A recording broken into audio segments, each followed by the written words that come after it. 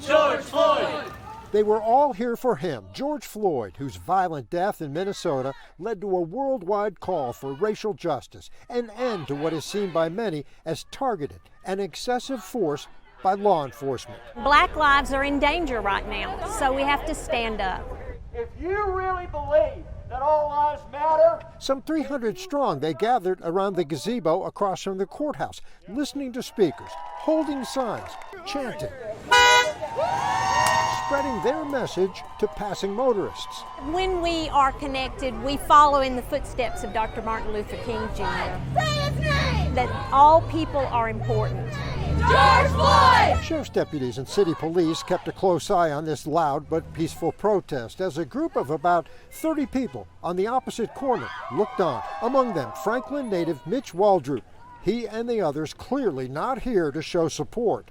We don't need these outsiders coming in here trying to create a ruckus for us that has nothing to do with us or our law enforcement, who takes great care of this community. That's all I have to say about that. Police brutality in Minneapolis is a thing, and it is a problem. Erica Lachey was an event organizer, also selling T-shirts, posters, and buttons, taking donations.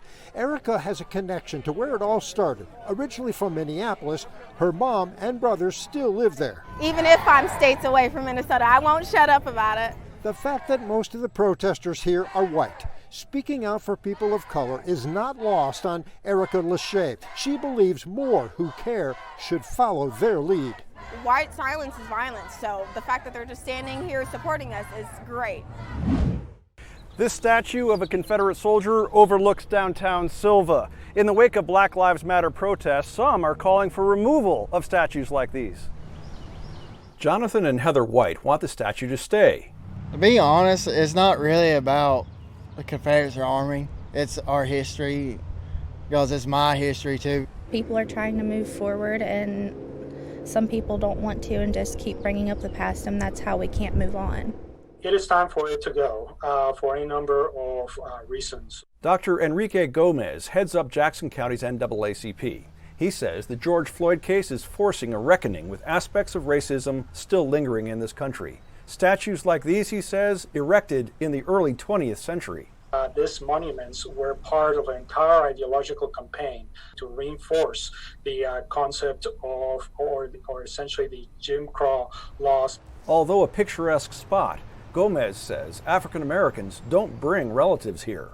The fact that it's still hurtful. But he emphasizes removing the statue won't solve systemic problems. We have to look at our laws, our policies, how we set up our institutions, and how it affects differentially people, communities of color.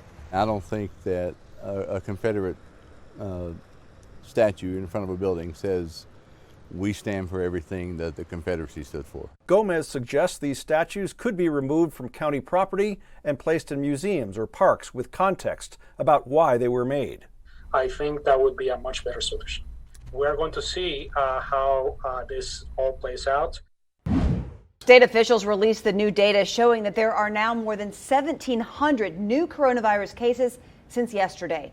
Data from this week shows that we've seen the number of new daily cases increase steadily since Tuesday. We have ramped up testing a lot, which is good news, and so we are seeing more cases. The question is are we just seeing those more cases because of more testing, or are we also seeing a lot more viral spread? News 13's Taylor Young explains why health officials say we are seeing the jump and how this state plans to move forward. I think as a state we have taken important steps to slow the virus, but those numbers and trends are sobering. North Carolina health officials concerned with the spread of coronavirus. Nearly 1,800 confirmed cases reported Friday. And I understand that people are anxious to get back to normal. I am too, especially as school ends and summer begins. And with more stores and restaurants and businesses open, people are leaving home more to get out. But everyone should remember that North Carolina is still under a safer at home recommendation.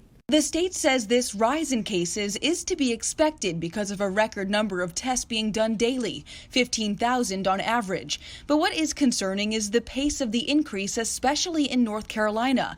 Dr. Mindy Cohen says 10% of people who get tested have COVID. So when I see that percent positive, I think that we are targeting two groups of folks that are more likely to be positive. However, we know we want to get to a level of testing that does drive that percent positive lower, so that we make sure not just that we are targeting those specific people who might be positive, but we are really casting a wide enough net. We are 3 weeks into phase 2 of reopening the state, which is set to expire June 26th. The governor says the state is looking at trends to determine when to enter phase 2.5 or 3. There has not been a decision made about either one of those at this point. Neither one of those phases is off the table here.